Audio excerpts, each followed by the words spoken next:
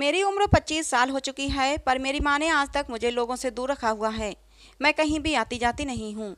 हमारे गांव में मेरी हकीकत धीरे धीरे सबको पता चल रही थी कि मुझे सच्चे सपने आते हैं, और मैं जिस चीज़ के बारे में भी रात को सोचकर सोती हूँ उसके बारे में जो भी होने वाला होता है मुझे सपने में ही नजर आ जाता है।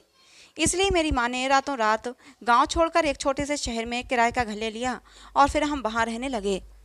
लेकिन एक रात मुझे सपना आया तो मैं चीख कर उठ बैठी। मेरे पैरों तले से जमीन निकल गई।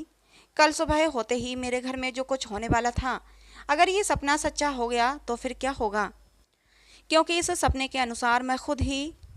दोस्तों, मैं अपनी ज़िंदगी की एक ऐसी कहानी आप लोगों को सुनाने जा रही हूँ जो बिल्कुल सच है। ये ऐसी कहानी है जिसे सुनकर आप हैरान हो जाएंगे। इस कहानी को सुनकर आपके दिल में पहला सवाल यही आएगा, क्या ऐसा भी हो सकता है? तो सुने मेरी कहानी। मेरा नाम तन्वी है। मेरी पैदाइश एक छोटे से गांव में हुई थी। मेरे पापा उस समय मुझे छोड़कर इस दुनिया से चले गए थे जब मैं 6 साल की थी। हम लोग बहुत गरीब थे। 2 वक्त की रोटी भी बहुत मुश्किल से मिलती थी। घर का खर्चा चलाने के लिए मेरी माँ ने लोगों के कपड़े सिलना शुरू कर दिए थे और फिर उन्हीं सिलाई के पैसों से घर का खर्च करती थीं, जो कि बहुत मुश्किल से होता था। मेरे ननिहाल वाले मेरी माँ को कई बार लेने आए, लेकिन मेरी माँ ने उनके घर जाने से मना कर दिया। मुझे याद है मैं उस समय 10 साल की थी जब मेरे बड़े मामा मेरी माँ को लेने आए थे। उन्हें देखकर मैं बहुत खुश हुई थी। कितने लंबे अरसे के बाद वो हमसे मिलने आए थे। मैं बहुत खुश थी, इसलिए क्योंकि हमारे घर कोई भी आता जाता नहीं था। मेरी माँ का हाल भी मुझसे अलग नहीं था। खुशी उनके चेहरे से झलक रही थी, मगर कहीं ना कहीं अंदर से वो भी बहुत ज़्यादा डरी हुई थी। मैं खुशी खुशी मामा के पास बैठ गई थी, लेकिन उनकी बात सुनकर मैं भी डर गई थी। मैंने अपनी माँ को खाना बनाते देखा तो उनके पास चली आई। मैंने अपनी माँ से कहा, मम्मी, आप मामा के साथ चली जाएंगी और मुझे छोड़ देंगी क्या? क्या ये सही बात है? मैंने कुछ देर पहले अपने मामा के मुंह से यही बात सुनी तो अपनी मम्मी के सामने दोहरा दी। सब्जी में चम्मच चलाते हुई मेरी माँ के हाथ रुक गए। मेरी माँ ने मुझे गले से लगा लिया और कहा, नहीं गुड़िया, मैं तुझे छोड़कर नहीं जाऊंगी। तू तो मेरी जान है। कोई ज़रूरत नहीं है इसे साथ लेकर जाने की। तुम हमारे साथ जाओगी बस, और इसको इसके ददिहाल वालों के पास छोड़ दो। मामा की बात सुनकर मैं डर कर अपनी माँ के पीछे छुप गई। मामा की बात सुनकर मेरी माँ रोने लगी। बोली, भगवान के लिए मेरी बच्ची को मुझसे अलग मत करो, मैं इसके बिना जी नहीं पाऊंगी। मम्मी ने मामा के सामने हाथ जोड़ दिए, जिस पर मामा गुस्से से बोले, फैसला तुम्हारे हाथों में है। या तो हमारे साथ चलो और आराम से सुकून की ज़िंदगी जियो, या फिर इस मनहूस के साथ रहो। उनके शब्दों में नफरत थी। मेरी माँ ने मुझे गोद में उठा लिया और मुझे कसकर अपने सीने से लगा लिया और बोली, मेरी बच्ची ही मेरा सब कुछ है, मैं मरकर भी उसे नहीं छोड़ सकती। बाकी आप लोगों की मर्जी। मम्मी की बात सुनकर मामा ने मुझे कहर भरी नज़रों से घूरा और बोले, तुम बहुत पछताओगी सुनीता। अपनी माँ की मोहब्बत देखकर मैं खुद को दुनिया की सबसे खुशकिस्मत लड़की समझने लगी थी, लेकिन मुझे नहीं पता था कि मैं दुनिया की खुशनसीब लड़की नहीं, बल्कि दुनिया की सबसे बदनसीब लड़की होने वाली हूँ। जिसे मैं माँ की सच्ची मोहब्बत समझ रही हूँ, वो तो कुछ और ही है। मेरे मामा ने एक बार फिर से मेरी माँ को मनाने की कोशिश की। बोले, सुनीता, अभी वक्त है, अपना फैसला बदल लो, नहीं तो एक दिन वो आएगा कि तुम पछताओगी, बहुत पछताओगी, और फिर तुम्हें कहीं भी सहारा नहीं मिलेगा। हमारे दर पर भी तुम्हें सहारा नहीं मिलेगा। जब मम्मी ने कोई जवाब नहीं दिया तो मामा गुस्से से चले गए। मेरी माँ के जाने के बाद काफ़ी वक्त तक मेरी माँ ने मुझे सीने से लगाए रखा और रोती रही। जिंदगी यूं ही गुजरती जा रही थी। मैं 15 साल की होने वाली थी, मगर मेरी माँ ने मुझे घर से बाहर निकलने की अनुमति नहीं दी थी। मैंने ज़िंदगी के 15 साल घर की चारदीवारी में ही गुजार दिए। मुझे कभी कभी बहुत रोना आता कि मैं ना तो स्कूल जा सकती हूँ, ना किसी को अपना दोस्त बना सकी। जब भी हमारे घर पर कोई आता तो मेरी माँ मुझे कमरे में बंद कर देती और सख्ती से कह देती कि बाहर निकलने की कोई ज़रूरत नहीं, और दरवाज़ा बिल्कुल भी मत बजाना, वरना मुझसे बुरा कोई नहीं होगा। मैं तो अपनी ज़िंदगी से परेशान हो चुकी थी। मुझे बहुत गुस्सा आता कि ऐसा मेरी माँ मेरे साथ क्यों करती हैं। आखिर क्या कारण है कि मेरी माँ मुझे लोगों से छुपाती हैं, लोगों से मिलने नहीं देती। मगर मैं चाहकर भी ये समझ ना पाती और माँ से पूछने की भी हिम्मत नहीं जुटा पाती। दिन ब दिन मैं चिड़चिड़ी होती जा रही थी। अपनी माँ से बात करना भी मुझे अच्छा नहीं लगता था। जब भी माँ से बात करती तो वो मुझे नसीहत ही करती। एक दिन मैं कमरे में बैठी अपने ही बारे में सोच रही थी, जब मेरे दिमाग में आया कि आज अपनी माँ से पूछ ही लूँ कि वो मुझे घर की चारदीवारी में कैद करके क्यों रखती हैं। यही सब सोचकर मैं अपनी माँ के पास गई। वो सब्जी काट रही थी। मुझे अपने पास खड़ा देखकर वो मुस्कुराई, बोली, क्या बात है, ऐसे क्या देख रही हो? मैं बोली, मम्मी मुझे आपसे कुछ पूछना है। मैंने अपनी माँ से बहुत हिम्मत करके कहा तो मेरी माँ ने कहा, हाँ कहो, क्या बात करनी है। मम्मी ने मुझे बैठने का इशारा किया तो मैं उनके पास ही बैठ गई। अब बोल भी ले, मुंह में क्या दही जमा रखा है। मुझे खामोश देखकर मेरी माँ ने छुरी और टोकरी एक तरफ रखते हुए कहा। मैंने कहा, मम्मी आप मुझे बाहर जाने की अनुमति क्यों नहीं देती, मुझे लोगों से मिलने जुलने क्यों नहीं देती। मेरी माँ ने मेरे सवाल पर मुझे सोचती हुई नज़रों से देखा और कहा, तुझे कहा तो है, कितनी बार कहा, ये दुनिया तेरे लिए सुरक्षित नहीं, इसीलिए, और बस कोई बात नहीं। मेरी माँ ने उठते हुए सामान उठाया और चूल्हे के पास बैठ गई। ऐसा मत कहा करें मम्मी, मैं जानती हूँ बाहर का माहौल कितना सुरक्षित है और कितना असुरक्षित है, लेकिन मुझे भी बाहर जाना है। सब लड़कियाँ पढ़ने जाती हैं, ये दुनिया उनके लिए तो ख़राब नहीं, फिर मेरे लिए ख़राब कैसे हो गई। मुझे भी और लड़कियों की तरह पढ़ने जाना है, नए नए दोस्त बनाना है। मैंने भर्राए हुए स्वर में कहा तो मेरी मम्मी कहने लगी, और लड़कियों की तरह नहीं है, तू उनसे अलग है, और मैं नहीं चाहती लोगों को तेरी असलियत पता चले। लोग तेरी असलियत जानकर तुझसे गलत गलत काम करवाएंगे। मेरी माँ ने मोहब्बत से कहा। मुझे बहुत हैरत हुई कि भला मैं दूसरों से अलग क्यों हूँ। मैं तो बिल्कुल नॉर्मल लोगों की तरह थी, जैसे और लोग होते थे वैसी ही मैं थी। मैं मम्मी के पास बैठ गई, मेरी आंखों में आंसू थे। मम्मी मैं सबसे अलग कैसे हूँ, मुझे तो महसूस नहीं होता। प्लीज़ मुझे इस चार दीवारी से बाहर निकालें, यहाँ मेरा दम घुटता है। मेरी बात सुनकर मम्मी बोली, ऐसा नहीं हो सकता। आखिर ऐसा क्यों नहीं हो सकता, मैं भी जिद पर आ गई। मम्मी बोली, तू अभी ना समझ है, तुझे कुछ नहीं पता। मम्मी ने मुझे प्यार से समझाने की कोशिश की तो मुझे भी गुस्सा आ गया। मैंने गुस्से से कहा, मुझे कुछ भी नहीं समझना, बस मुझे बाहर जाने की अनुमति दें। बल्कि मैं तो कहती हूँ कि किसी स्कूल में मेरा एडमिशन करवा दो, मैं भी पढ़ना चाहती हूँ, देखना चाहती हूँ कि कैसे पढ़ाई लिखाई होती है। मेरी जिद देखकर मम्मी को गुस्सा आ गया। मुझे डांटते हुए बोली, बेकार में मेरा दिमाग मत खराब कर तन्वी, जाकर कमरे में बैठ, और कमरे में धुले हुए कपड़े पड़े हैं, उन्हें जाकर तह लगा। बेकार में मेरा दिमाग खराब कर रही है, चल जा यहाँ से और काम कर, ये तेरी कोई उम्र है पढ़ाई लिखाई करने की। मैं रोती हुई अपने कमरे में आ गई, खुद को अपने कमरे में बंद कर लिया और बेड पर बैठकर रोने लगी। पता नहीं मेरे अंदर कौन सी खूबी थी जिसकी वजह से मेरी माँ मुझे दुनिया की नज़रों से बचाना चाहती थी। मुझे तो अपने अंदर कोई भी बदलाव महसूस नहीं होते थे। आम इंसानों की तरह ही मेरा शरीर था, उनकी तरह ही मेरा दिमाग काम करता था। फिर पता नहीं मेरी माँ ऐसा क्यों कहती थीं। यूं ही रोते रोते मैं सो गई। मम्मी मुझे रात का खाना खाने के लिए बुलाने भी नहीं आई थीं। अचानक रात के 3 बजे मेरी आँख खुली तो मैं पसीने से तरबतर थी, मेरा पूरा शरीर काँप रहा था। शायद कोई बुरा सपना देखा था, लेकिन याद नहीं आ रहा था कि सपने में क्या देखा था। लेकिन शायद कोई डरावना सपना ही होगा। आँख खुल गई थी और अब नींद भी नहीं आ रही थी। धीरे धीरे खुद को रिलैक्स किया और यूं ही बिस्तर पर लेटी रही। फिर भगवान को याद किया कि हे भगवान, मुझे इस नरक से बाहर निकालो, यहाँ मेरा दम घुटता है, मैं भी बाहर की दुनिया देखना चाहती हूँ। फिर पता नहीं कब मेरी आँख लग गई। दोबारा आँख खुली तो सुबह के 10 बज रहे थे, लेकिन मैं ये देखकर हैरान थी कि मैंने सपने में देखा था वही सब कुछ मेरी आंखों के सामने हो रहा था। रात मैंने सपने में देखा था कि मेरे मामा मेरी माँ से लड़ झगड़ रहे हैं, और वही सब कुछ मेरी आंखों के सामने हो रहा था। मेरे मामा आए हुए थे और वो मेरी माँ से लड़ाई कर रहे थे। लड़ाई का टॉपिक भी वही था जो रात मैंने सपने में देखा था। मामा बार बार मेरी माँ से अपने साथ चलने को कह रहे थे, और मेरी माँ एक ही जिद पर अड़ी हुई थी कि मैं तन्वी को अकेला छोड़कर नहीं जाऊंगी। मुझे बहुत हैरत हुई। जिस माँ को अपनी बेटी की खुशियों की कोई परवाह नहीं थी, उसको घर में कैद करके रखा गया था। अपनी बेटी की कोई भी बात नहीं मानती थी, उसी बेटी के लिए वो अपने भाई से लड़ झगड़ रही थीं, उनके साथ चलने के लिए तैयार नहीं थीं, अपने घर पर रहकर रूखी सूखी खाने को तैयार थीं। जब वो मम्मी किसी तरह नहीं मानी तो मामा मेरे पास आए और गुस्से से मुझे देखते हुए बोले, तन्वी, ये सब तुम्हारी वजह से हो रहा है। और फिर मामा चले गए। मम्मी भी अपनी आंखों को पोंछते हुए दोबारा अपने कामों में लग चुकी थीं। फिर धीरे धीरे मैंने महसूस किया कि मैं जो भी सपना देखती हूँ वो सच हो जाता है। मेरी माँ को इस बारे में सब कुछ पता था, और शायद वो इसीलिए मुझे छुपा कर रखती थीं। मेरी ये खूबी किसी को पता न चले, लेकिन सच तो सामने आ ही जाता है, उसे जितना भी छुपाओ नहीं छुपता। मैं अब 26 साल की होने वाली थी और मेरी माँ को मेरी शादी की कोई फिक्र नहीं थी, और ना ही वो इस बात का घर में कोई जिक्र करती थीं।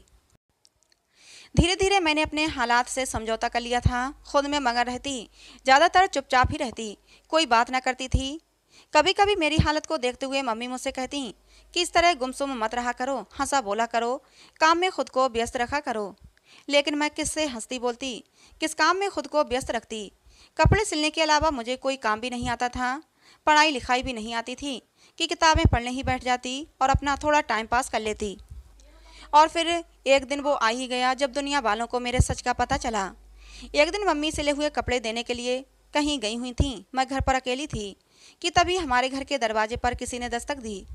मैंने कुछ सोचते हुए दरवाज़ा खोल दिया। सामने एक औरत खड़ी थी। वो मुझे देखते हुए बोली, तुम सुनीता की बेटी हो ना? मैंने हाँ में सिर हिला दिया। वो मुझे अविश्वास से देखने लगी और आकर अंदर चारपाई पर बैठ गई। उसके इस तरह देखने से मैं डर गई। फिर मैंने हाँ में सर हिला दिया और बोली, हाँ मैं तन्वी हूँ, सुनीता जी की बेटी।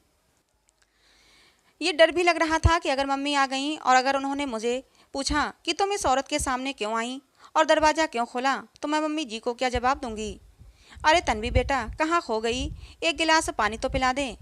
आंटी की बात सुनकर मैं शर्मिंदा हो गई और जी अच्छा कहकर किचन में चली आई। पानी का गिलास लेकर आई और उनकी तरफ पानी का गिलास बढ़ाया। पानी का गिलास लेते हुए आंटी बोली, एक बात बता बेटा, तेरी माँ तुझे सबसे छुपा कर क्यों रखती है। मैं क्या जवाब देती, चुपचाप खड़ी रही। वो औरत तो खुद ही बोलने लगी, हर वक्त घर के अंदर रहती हो, कभी कभी आ जाया करो हमारे घर, बच्चों के साथ मन लगा रहेगा। आंटी से बातें कर ही रही थी कि मम्मी जी आ गईं। मुझे उस औरत के पास खड़ा देखकर मम्मी की आंखों में गुस्सा उभर आया। मुझे आंखों से अंदर जाने का इशारा किया और वहीं आंटी के पास बैठ गईं। आंटी पूछने लगी, अरे सुनीता, ये तेरी बेटी तन्वी है ना? कभी देखा ही नहीं, हालांकि हम सब साथ रहते हैं। मम्मी का जवाब सुनने के लिए मैं पास ही छुपकर खड़ी हो गई। सुनना चाहती थी कि मम्मी उस औरत को क्या जवाब देंगी। और फिर मेरी मम्मी ने जो जवाब दिया उसे सुनकर मैं कांप गई। भला कोई माँ अपनी बेटी के बारे में ऐसा कैसे बोल सकती है। मम्मी ने उस औरत से कहा था कि मुझे अपनी बेटी पर शक है कि कहीं वो कोई गलत कदम ना उठा ले, इसलिए मैं उसको घर के अंदर बंद रखती हूँ। गुस्से से मेरा पूरा शरीर कांप रहा था। मैंने सोचा मम्मी से इस बारे में ज़रूर बात करूँगी। मैं उस औरत के जाने का इंतजार करने लगी और कमरे में टहलने लगी। थोड़ी देर बाद मम्मी कमरे में आई तो उनका गुस्सा देखकर मैं कांप गई। मेरा गुस्सा तो जैसे कहीं गायब हो गया था। मम्मी के गुस्से को देखकर उनका चेहरा गुस्से से लाल हो रहा था, आंखों से चिंगारियां सी निकल रही थीं। मैंने उन्हें इस रूप में पहले कभी नहीं देखा था। वो चिल्लाती हुई बोली, तन्वी, तेरी हिम्मत कैसे हुई दरवाज़ा खोलकर उस औरत से बात करने की। मेरे हलक से तो जवाब ही नहीं निकल रहा था। मैं अटकते हुए बोली, मम्मी वो गलती हो गई, प्लीज़ माफ़ कर दो, आइंदा से ऐसा नहीं होगा। मैं डर से थरथर काँप रही थी। मुझे कांपता देखकर मम्मी का गुस्सा थोड़ा शांत हुआ और मुझे समझाते हुए बोली, देख तन्वी, मैं तेरे भले के लिए ही कहती हूँ। अगर लोगों को पता लग गया कि तू जो सपने देखती है वो सच हो जाते हैं तो लोग तेरा जीना हराम कर देंगे, तेरी ज़िंदगी बहुत मुश्किल हो जाएगी। बस इसीलिए तुझे लोगों से बचा कर रखती हूँ। लेकिन मैं और मम्मी दोनों ही इस बात से बेखबर थे कि कोई बाहर खड़ा हमारी बातें सुन रहा है। कदमों की आहट पर बाहर आकर देखा तो आंगन में कोई नहीं था। मैं कपड़े सिलाई करने बैठ गई और मम्मी खाना बनाने लगीं। अगले दिन कुछ औरतें हमारे घर आईं और मम्मी से बोलीं, प्लीज़ सुनीता बहन, हमारी मदद करो, हम बहुत परेशानी में हैं। तुम ही हमारी परेशानी दूर कर सकती हो, क्योंकि तुम्हारे पास तन्वी जैसी बेटी है और तन्वी के पास वो शक्ति है कि वो किसी की भी परेशानी दूर कर सकती है। उन औरतों की बातें सुनकर मम्मी कुछ देर तो बोल ही नहीं पाईं। फिर जब कुछ होश में आईं तो मम्मी ने उन औरतों को भगा दिया, ये कहकर कि ये क्या बकवास कर रही हो, मेरी तन्वी में ऐसा कुछ भी नहीं है, वो भी आम लड़कियों की तरह है। लेकिन वो औरतें किसी तरह मानने को राजी नहीं थीं। कहने लगीं, हमें पता है तन्वी सब कुछ कर सकती है, हम मुँह मांगी कीमत देने को तैयार हैं, बस हमारा काम करा दो। लेकिन मम्मी ने उनकी एक नहीं चलने दी। वो औरतें बड़बड़ाते हुए घर से चली गईं। उन औरतों के जाने के बाद मम्मी फिर गुस्से से मेरी तरफ आईं और कहने लगीं, ज़रूर तुमने उस औरत से कोई बात कही होगी, तभी इन सबको पता चला है। मैं मम्मी को सफाई देती रही कि मम्मी, मैंने उस औरत से कुछ भी नहीं कहा था, पता नहीं लोगों को कैसे पता चल गया। अगले दिन वही औरतें फिर आ गईं। इस बार अपने साथ अच्छे खासे पैसे लेकर आई थीं। उन्होंने ढेर सारे पैसे मम्मी जी के सामने डाल दिए और कहने लगीं, ये सब तुम रख लो, बस हमारी परेशानी दूर करवा दो, अपनी बेटी से कहकर। मम्मी कुछ देर सोचती रहीं, फिर बोली, ठीक है, मैं तन्वी से बात करती हूँ। वो सब औरतें खुश हो गईं और मुझे दुआएं देती हुई चली गईं। सुनीता, तेरी बेटी हमेशा सुखी रहे। उन औरतों के जाने के बाद मम्मी बोली, देखा तन्वी, इसीलिए मैं तुझे सबसे छुपा कर रखती थी। अब ये लोग तुझे पागल कर देंगे। मैंने मम्मी से माफ़ी मांगी, कहा मम्मी मुझे माफ़ कर दो, ये सब मेरी वजह से हुआ। मम्मी ने मुझे गले लगा लिया और कहा, परेशान मत हो मेरी बच्ची, इसमें तेरा कोई कसूर नहीं। चल ऐसा कर, जल्दी से ज़रूरी सामान बांध, हम यहाँ से चले जाएंगे। अब हम यहाँ नहीं रुकेंगे। लेकिन मम्मी, हम जाएंगे कहाँ? कहीं भी, लेकिन यहाँ नहीं रहना। और फिर मैंने और मम्मी ने जल्दी जल्दी कुछ ज़रूरी सामान बांधा और रात के अंधेरे में ही घर से निकल गए। मम्मी ने मुझे रास्ते में बताया कि हम शहर जाएंगे। शहर का नाम सुनकर मैं खुश हो गई कि शायद मुझे अब कुछ आज़ादी मिलेगी। शायद शहर पहुंचकर मम्मी मेरी शादी भी करवा दें। मम्मी मुझे लेकर अपनी एक सहेली के घर गईं। मम्मी की सहेली हमें इस तरह देखकर बहुत हैरान हुई, लेकिन मम्मी ने पता नहीं उन्हें कौन सी कहानी सुनाई कि मम्मी की सहेली इतनी हमदर्द बन गई कि हमें अपने साथ रखने के लिए तैयार हो गईं। मम्मी की सहेली का पति दूसरे शहर में काम करता था। उनकी बेटी और एक बेटा था जो कॉलेज में पढ़ते थे। धीरे धीरे दिन गुजर रहे थे। जब आंटी के बच्चों को पढ़ता देखती तो मेरा दिल भी करता पढ़ाई करने का, लेकिन मुझे पता था अब ये मुमकिन नहीं, इसलिए अपना दिल महसूस कर रह जाती। एक बार मैं कमरे में बैठी थी कि तभी मुझे मम्मी की आवाज़ आई। वो मुझे बाहर बुला रही थीं। मैं बाहर गई तो बाहर दो औरतें बैठी थीं। आंटी और मम्मी भी बैठी थीं। चारों औरतें आपस में बैठी कुछ बातें कर रही थीं। फिर आगे जो मम्मी ने मुझसे कहा उसे सुनकर मैं उछल पड़ी। मैं हैरत से मम्मी को देखने लगी। क्या ये मेरी वही माँ है जो लोगों से बचाने के लिए मुझे शहर लेकर आई थी? लेकिन शहर लाकर तो मेरी माँ ने मुझे लोगों से बचाने की बजाय लोगों के सामने मुझे पेश करना शुरू कर दिया और मुझे पैसे कमाने की मशीन बना दिया। अब तो दिन भर अजीब अजीब से लोगों की लाइन लगी रहती, अपनी अपनी समस्या मुझे बताते और मेरी माँ मुझे समझाती कि रात को तुम्हें इस बात के बारे में सोचना है और आगे का सपना देखना है। अब जाहिर सी बात है कि एक रात में एक ही सपना देख सकती थी, इसलिए सबका नंबर आना मुश्किल था। अपनी बारी के इंतज़ार में लोगों को हफ्तों इंतज़ार करना पड़ता। मैं तो अब तंग आ गई थी, क्योंकि लोग ऐसी ऐसी अजीब बातें बताते कि मुझे शर्म आने लगती थी। लेकिन मेरी माँ पर तो जैसे पैसे कमाने का भूत सवार हो गया था। मैं सोच भी नहीं सकती थी कि मेरी माँ इतनी लालची औरत है। पैसों के लालच में आकर मेरी माँ ने मेरी ज़िंदगी ख़राब कर दी। पहले तो कहाँ वो मुझे लोगों के सामने भी नहीं आने देना चाहती थीं, और अब पैसे कमाने के लिए उन्होंने मुझे इस्तेमाल करना शुरू कर दिया था। एक दिन मैंने मम्मी के सामने हाथ जोड़ दिए, बोली, मम्मी मुझसे ये सब मत करवाएं, मुझसे ये सब और नहीं होता। मेरी बात सुनकर मम्मी बोली, क्यों, अब तुझे क्या परेशानी है? तू ही तो चाहती थी कि तू लोगों से मिले जुले, उनसे बातें करे। अब मैं उन्हें क्या समझाती कि मुझे इस तरह की आज़ादी नहीं चाहिए थी। मुझे तो आपने और भी ज़्यादा कैद में कर दिया था। कभी कभी सोचती कि इस घर से भाग जाऊं। एक बार मैं दरवाजे पर खड़ी थी कि तभी हमारे दरवाजे के सामने से एक लड़का होकर निकला। वो बार बार मेरी तरफ ही देख रहा था। मैं घबरा कर अंदर आ गई और मेरे हैरत की हद न रही जब उस लड़के ने अगले दिन अपना रिश्ता लेकर भेज दिया। मैं किचन में कुछ काम कर रही थी। मुझे मम्मी की आवाज़ें साफ आ रही थीं।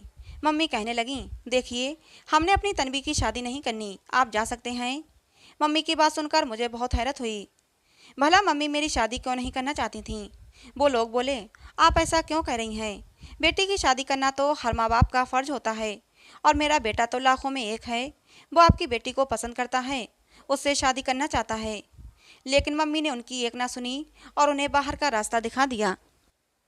पूरा दिन मेरा मन किसी भी काम में नहीं लगा। शाम को थोड़ी देर के लिए ऊपर छत पर गई।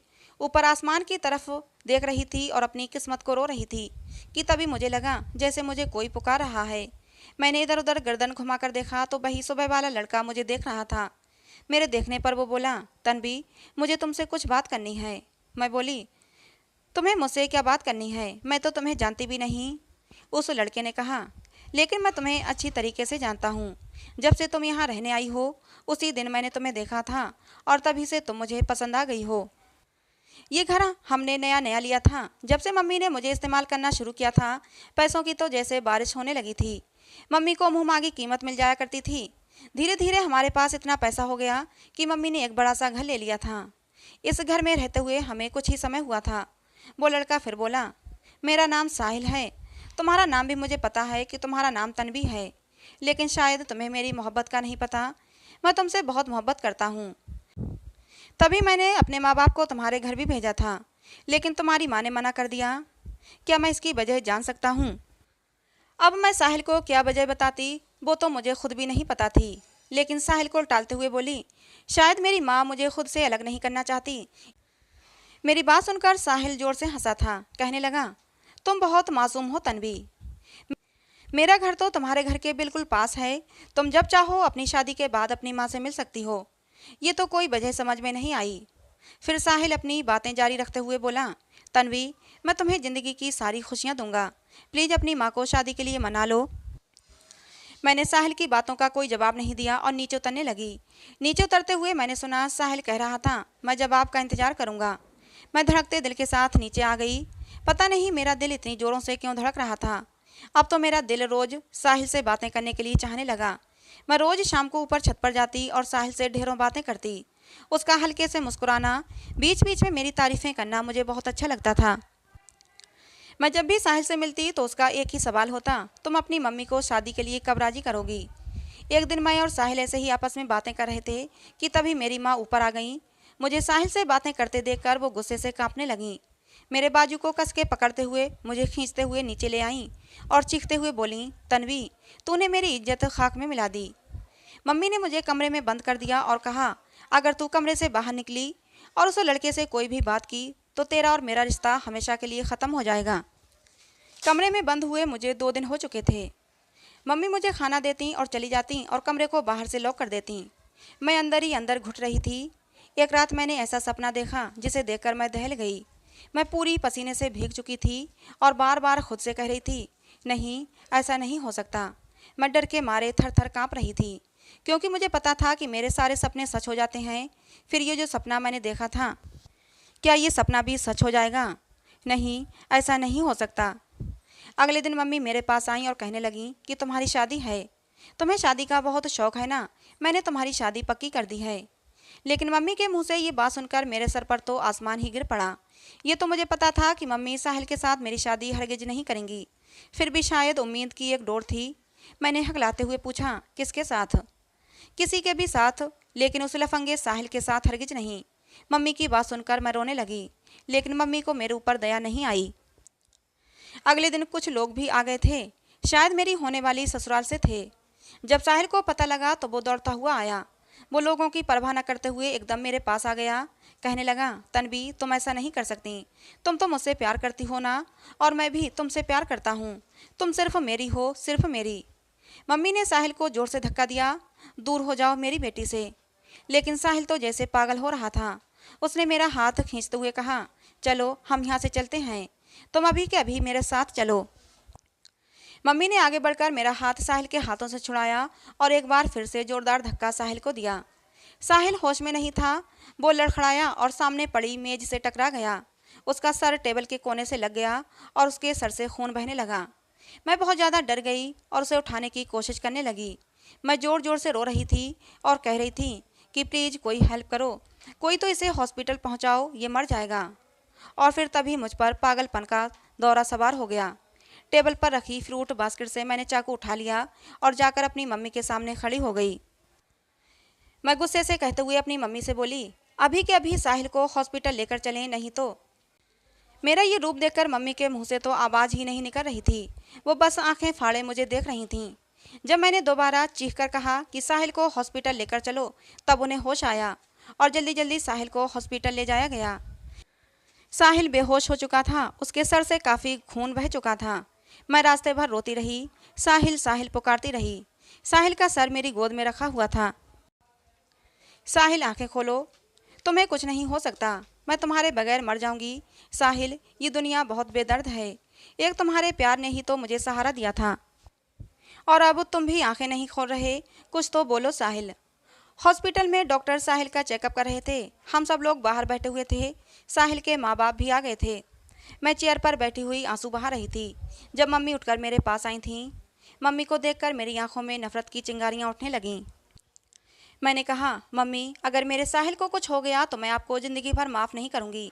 आपने मुझे पूरी ज़िंदगी खुशियों के लिए तरसा कर रखा, और जब भगवान ने मेरी झोली में खुशियाँ डालनी चाहीं तो आपने उन खुशियों को भी मुझसे छीन लिया। आप दुनिया की सबसे बुरी माँ हैं।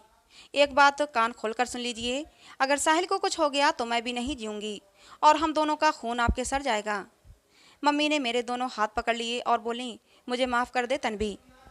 हाँ, मैं हूँ बुरी, बहुत बुरी माँ हूँ मैं तेरी खुशियों की कातिल हूँ। मुझे तेरी खूबी के बारे में बचपन से पता था और बचपन से ही मेरे अंदर लालच भर गया था कि जब तू छोटी थी तभी मैंने सोच लिया था कि जब तू बड़ी हो जाएगी तो तेरे जरिए पैसे कमाऊंगी।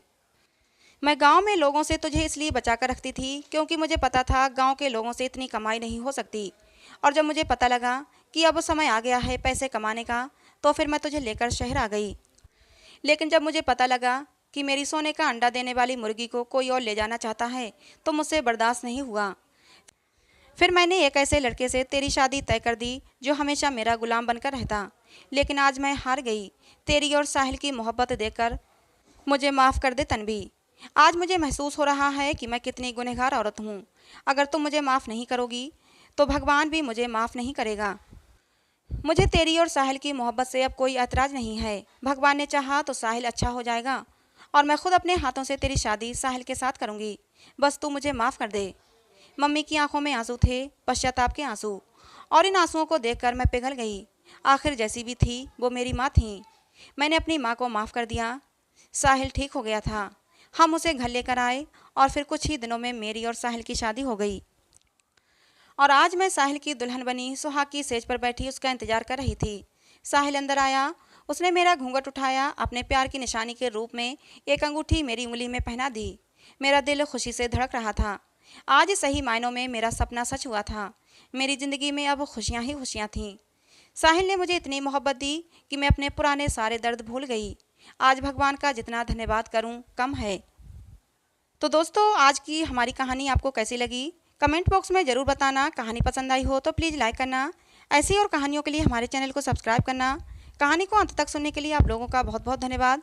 मिलते हैं दोस्तों अगली किसी नई कहानी में।